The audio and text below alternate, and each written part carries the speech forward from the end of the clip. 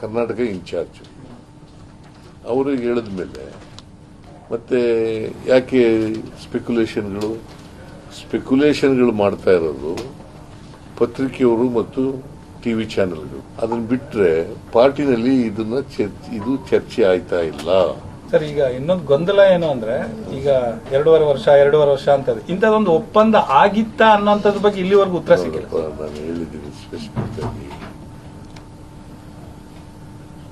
ಹೈಕಮಾಂಡ್ನವರು ಏನ್ ಹೇಳಿದ್ದಾರೆ ಅಂತಂದ್ರೆ, ಏನ್ ನಾವು ತೀರ್ಮಾನ ತಗೋತೀವಿ ಅದನ್ನು ಇಬ್ರು ಒಪ್ಕೋಬೇಕು ಅಂತ ಹೇಳಿದ್ದಾರೆ. ಏನ್ ತೀರ್ಮಾನ ತಗೋತೀವಿ ಹೈಕಮಾಂಡ್ ಅದನ್ನು ಇಬ್ರು ಒಪ್ಕೋಬೇಕು.